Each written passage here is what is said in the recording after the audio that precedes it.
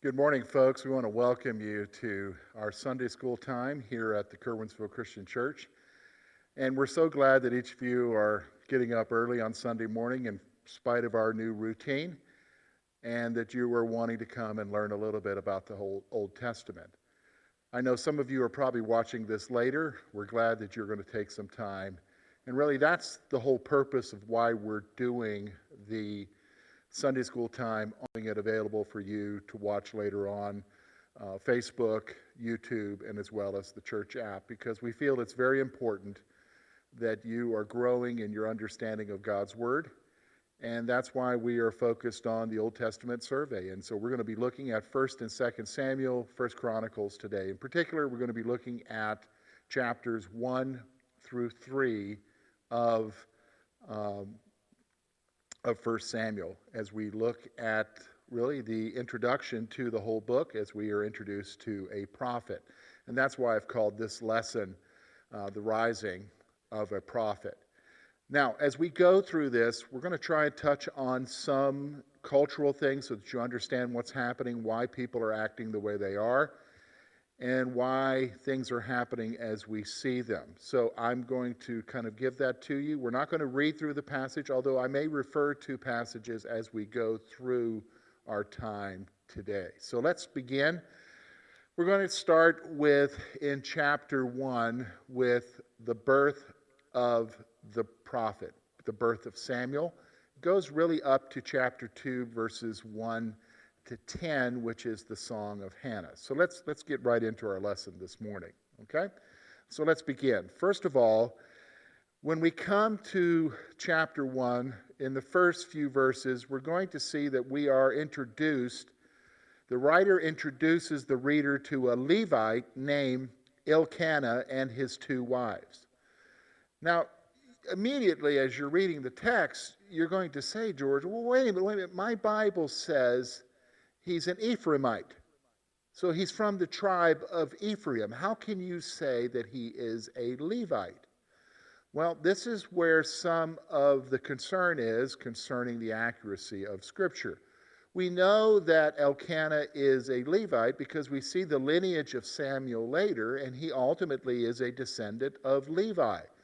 Well, what is the issue of being called an Ephraimite?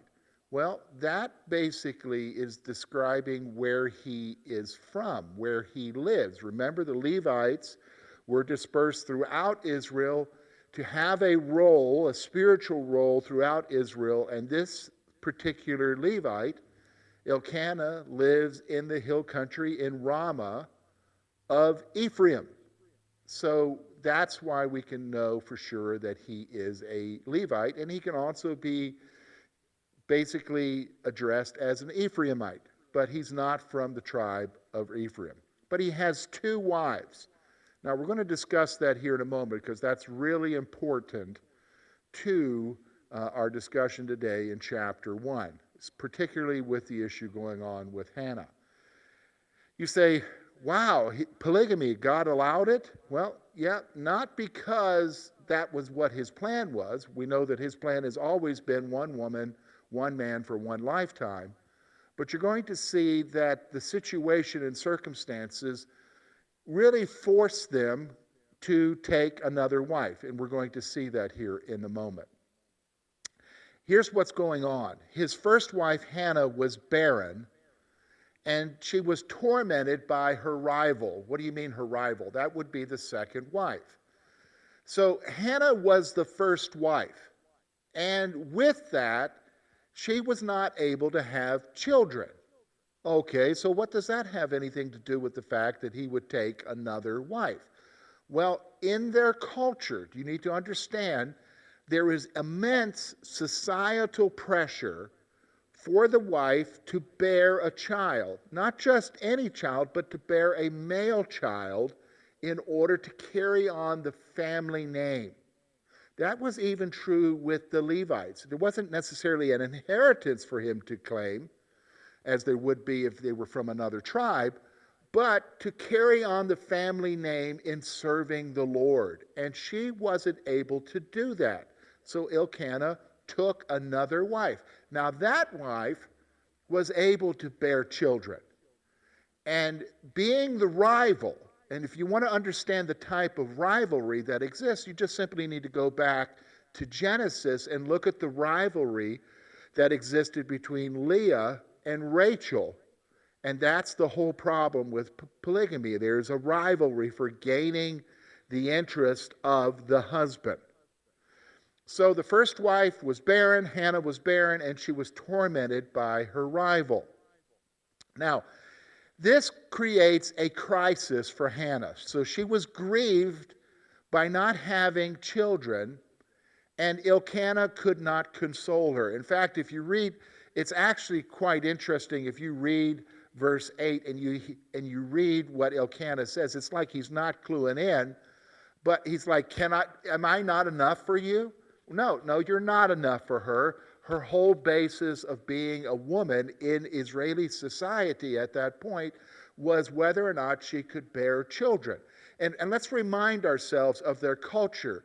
Their culture at this point, women hoped that they would be the one who would bear the Messiah. So to be barren was a stigma in their society. And she was very grieved by that.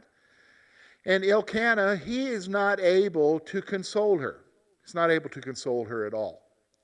Now, we see the text then moves to where they are in Shiloh. Probably what's happening here is because he is a Levite, he is on a rotation to go and serve at the tabernacle, which is in Shiloh. And so when he goes on his rotation to serve as a Levite, serve at the tabernacle, he brings his family with him. So while they are there, in her anguish, Hannah prayed at the tabernacle and made a vow to the Lord concerning a son. She basically said to the Lord, Lord, if you give me a son, I will give him to you. He will dedicate his life to serving you. So she's in anguish, praying at the tabernacle, probably in the court of women, because she would not be allowed any further than that. And she is praying, asking God to fulfill her wish of having a son, and she made a vow to him. Now, while she's there, the high priest at this time is a guy by the name of Eli, and he's very, very old. So the high priest Eli witnessed her praying without speaking and thought she was drunk. What's happening here is that she's praying, and when she's praying, her lips are moving, but no sound is coming out. So Eli is seeing this, and he thinks this woman has to be drunk. So he rebukes her for her drunkenness in the tabernacle.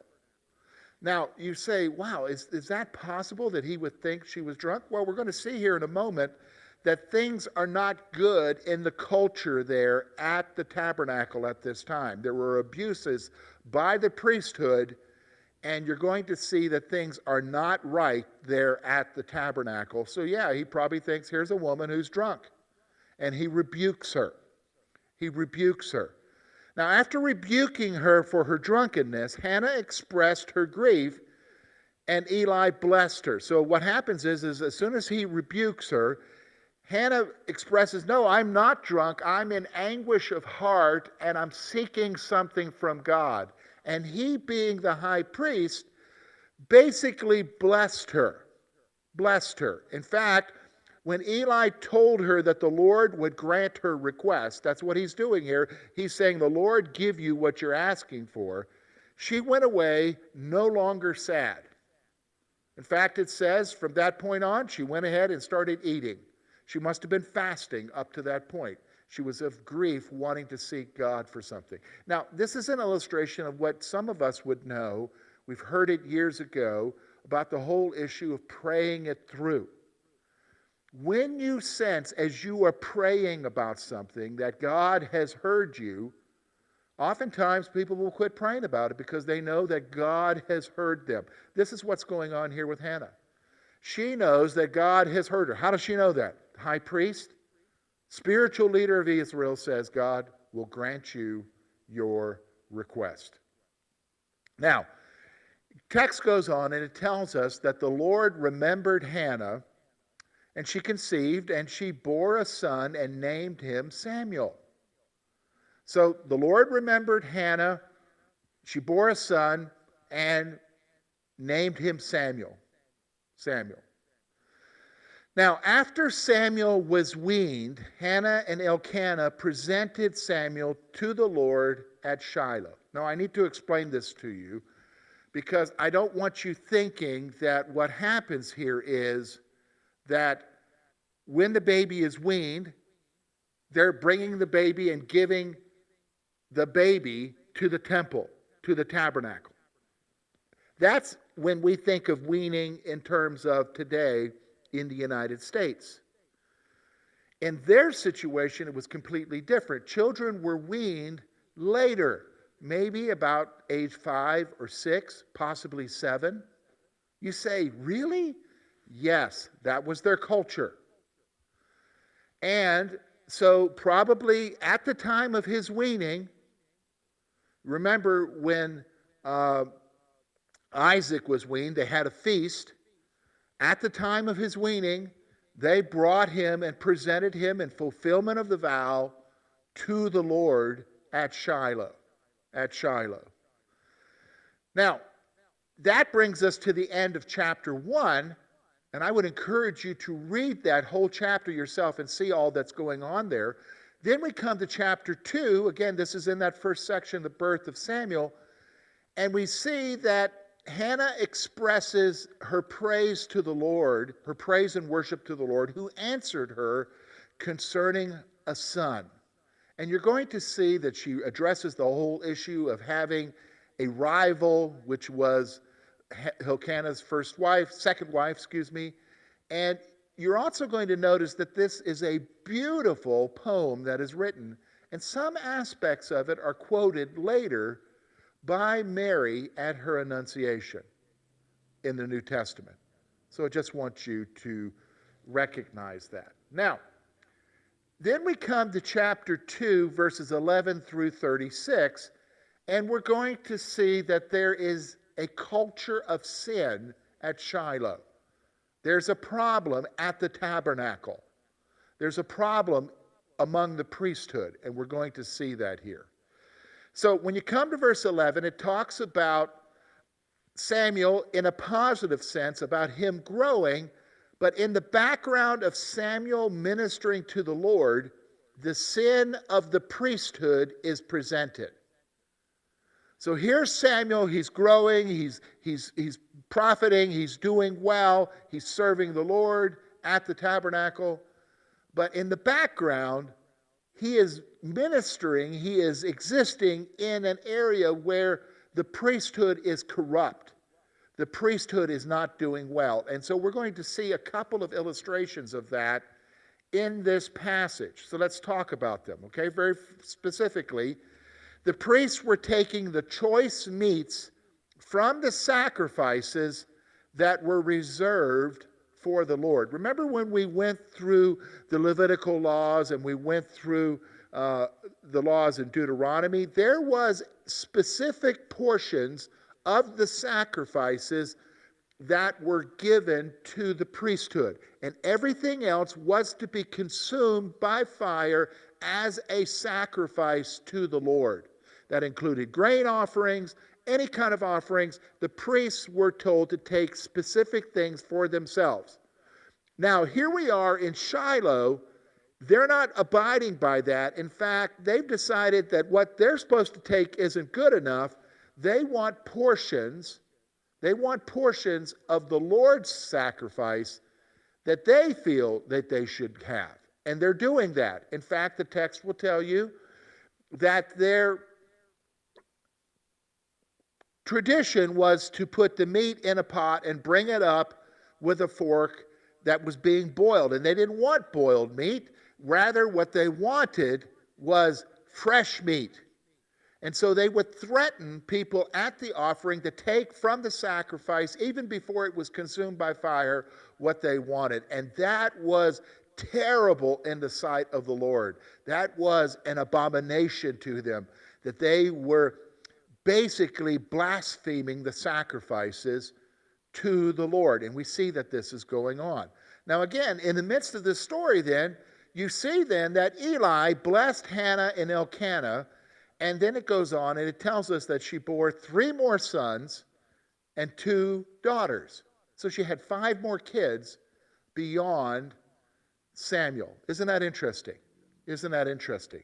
Well, then again, we also see now that there's another aspect to the sin of what's happening at Shiloh, and that's the issue of sexual sin.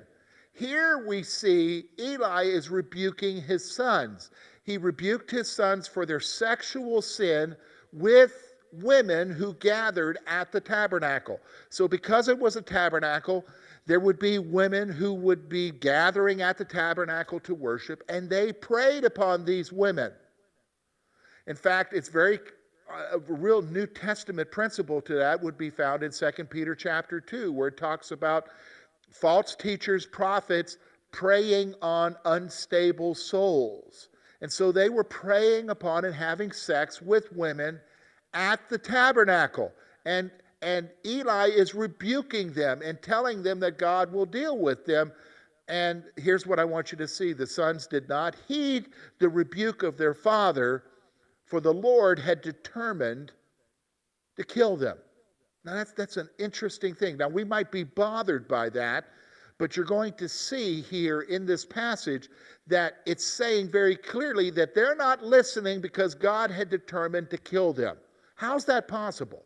Well, to understand how God had determined to kill them, you need to go back in your mind to Romans chapter 1, verses 18 through the end of the chapter, and you see very clearly that when people seek after their own lust, there comes a point when God gives them over to their own desires, which end in destruction. So there was a point here with Eli's sons that they crossed a line. Now, I don't know where that line is, but they crossed the line with God, and God gave them over to do what they wanted to do, but what it was bringing for them was ultimately destruction, because they had basically brought on themselves destruction, and God was determined to kill them. So we see the sin at Shiloh here. And it is amazing that this is taking place. Now, there's another aspect here that I want you to see with regard to chapter 2, and that's what we see happening in verses 28 through 36. Because what we see now is that we're introduced to a prophet. Now, we don't know who this prophet is. He's unnamed. But this prophet shows up to bring a word from the Lord to Eli, the high priest. So an unnamed prophet visited Eli and proclaimed the Lord's judgment on his house. So the Lord is sending a messenger, a prophet, to tell Eli, Eli, I'm holding you and your entire household responsible for what's happening at the tabernacle. I'm holding you responsible for the sin of your sons because you have not constrained them. You being the high priest have not brought order to my house here. And there is sin that's taking place with regards to the sacrifices, with regards to the sexual sin. And I'm holding you and your household in judgment because you haven't done something to bring order here. Now, here's what the Lord then says. He declares that Eli's sons would die. There's going to be an event that everyone's going to talk about. We're going to talk about that event next week. Everybody's ears are going to ring when they hear what happens. And when this event happens, your sons will die. He's making it very clear that they're going to be judged. And then he goes on and says, and no male in his family would see old age. So basically he says to Eli, from this point on, you're pretty old, but I'm going to tell you right now, every one of the sons who come from you, your posterity from here on out, they are not going to see old age at all. Wow, what a judgment. They're going to die a young age. They're not going to live as old as you are, Eli. And so this was the word from the prophet to Eli. Now, you're going to see this throughout the Old Testament, that God will raise up prophets. It's almost like something separate from the priesthood. It's definitely separate from the monarchy. But God raises up these prophets to come and proclaim the word of the Lord. This is not the first time we're going to be introduced to prophets, and it's not the first time we're going to be introduced to prophets who are not named, because it's not important that we understand who they are as a person. We just need to understand their message. And this prophecy that is given will be reflected throughout Israel's history with regards to the longevity of the high priest. And we're going to see that, and it's going to be referred back to later on, especially in 1 and 2 Samuel. So then the Lord pronounced, here's something that's very interesting. In this passage, the Lord pronounced that he will raise for himself a faithful priest to serve him. A faithful priest to serve him. Specifically, I want you to notice what it's saying here. I want you to notice what it's saying here. Verse 35 of chapter 2, and I will raise up for myself a faithful priest who will do according to what is in my heart and in my mind, and I will build him a sure house, and he shall walk before my anointed forever. So he's talking about raising up a faithful priest who will walk before his anointed. Now, the reference there to the anointed can either mean David or it can mean the Lord Jesus. But he's going to raise up for himself a faithful priest. It's more than likely that what he's talking about here is a grandson or a great-grandson from Eli, whose name is Abiathar, who would serve as the high priest before his anointed David. That's what it's referring to here. Okay? So now we come to chapter 3. Chapter 3 begins with an interesting statement in verse 1. Let me read to you what it says. Okay? Let me read to you what it says in chapter 3. Now the boy Samuel ministered to the Lord before Eli, and the word of the Lord was rare in those days, and there was no widespread revelation. So the writer points out that the word of the Lord was rare in those days. So in those days, this would be the days of the judges, there was no revelation from God for his people. It was very rare that there would be a revelation. We saw one of the rare times just in the judgment that was expressed in chapter 2. So that's how chapter 3 begins, because it's setting up for you and I to see the calling of a prophet, the calling of Samuel. Okay? So I think we're familiar with this story somewhat. I hope you are. If you're not, I would encourage you to go and read this story. Okay? Read this narrative. So one evening, as the tabernacles it's describing the end of the day for the activity at the tabernacle. One evening, as everybody's going to rest, the Lord called to Samuel, but he thought that Eli had called him. So at this point, Samuel is ministering to Eli, who is getting to the point where he's not seeing well. So as a young boy, he probably was tasked with taking care of the high priest. So as Samuel is going to sleep, he hears a voice calling to him, Samuel, Samuel. And he thinks it's Eli, so he goes to Eli and says, here I am, you called me. Now Eli, obviously being wakened from his sleep, says, boy, I didn't call you, go back to bed. Well, again, the Lord called to Samuel. This is the second time. And once again, he thought that Eli had called him. And again, he goes to Eli, hey, I'm here, you called me. And Eli says, no, I didn't call you, you go back to bed. You go back to bed. The writer points out that at this time,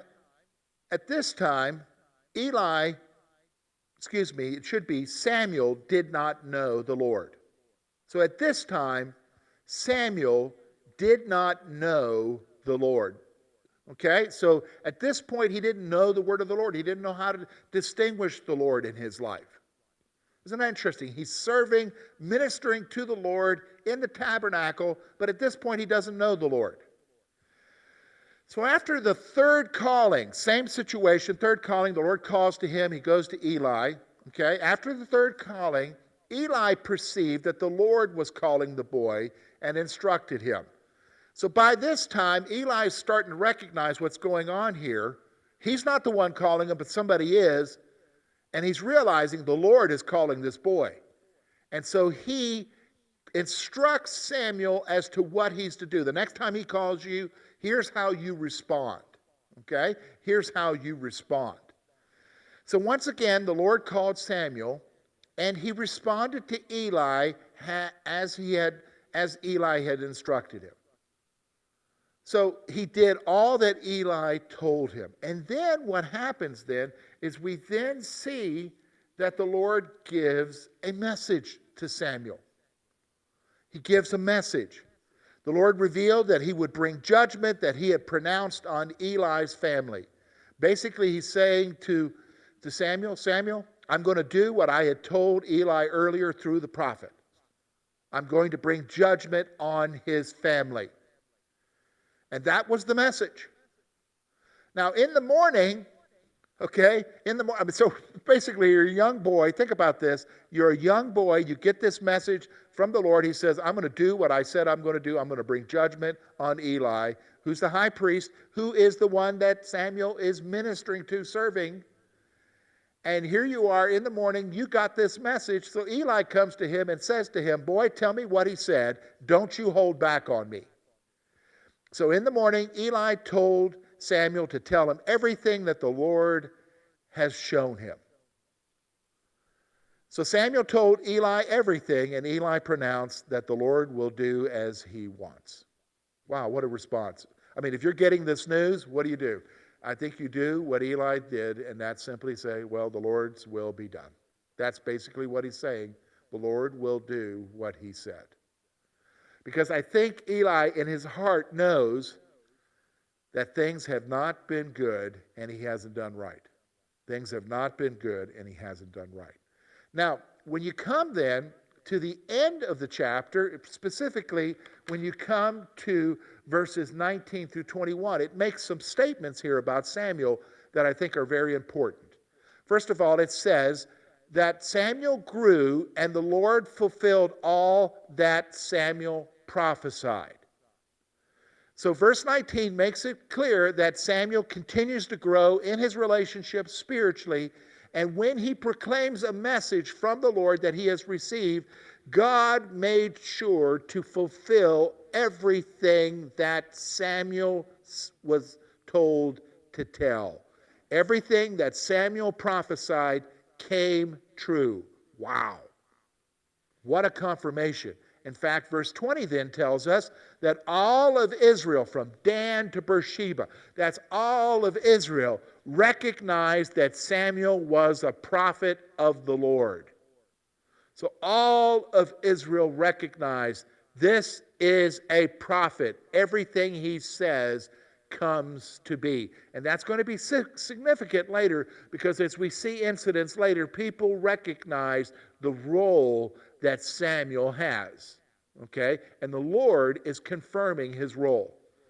And then finally, it tells us, the last verse tells us, verse 21, that the Lord revealed himself to Samuel by the word of the Lord. The Lord revealed himself to Samuel by the word of the Lord. I think that's so important for you and I to understand. Remember what it said earlier? It said earlier that he did not know the Lord because he didn't have the word of the Lord. Now he's knowing God because he's being revealed to him what the word of the Lord. That is so key that you and I understand that. I think that's something for you and I to think about in our own time with the Lord. Are we studying his word and allowing him to reveal himself to us? So that brings us to the end of chapter 3. Now we're still in the first part where we're talking about the prophet Samuel. Remember, ultimately this book is going to be moving towards David becoming king. But we're in this beginning section, the first of the 3 sections with regards to Samuel, and we see him being called up and being affirmed as a prophet. Now, next week, when we get into chapter 4, we're going to go from chapter 4 to chapter 7, and the focus turns to the Ark of the Covenant. The Ark of the Covenant, and that's what we're going to be looking at next week. And so my hope is that you'll be with us next week as we look at this next section. Now, all of the notes that I've given you, in fact, they'll be corrected as of tomorrow, will be found on our church website, kerwinsvillechristian.org. If you go to the beginning page, you'll see a crown there that announces this series, The Days of the King. Just click on that. You'll be able to get a PDF there from the lesson, and you can see it, all the notes that we've gone through. I would encourage you, get those, print those off, put those in a book so you can have access to them later. They're also, the same notes are available on the church app, and they'll be up tomorrow on Monday for you to access as well. Trust that you guys will have a great day. We hope that you will pause, come back a little bit later at 11 o'clock, and we'll have our morning service as well.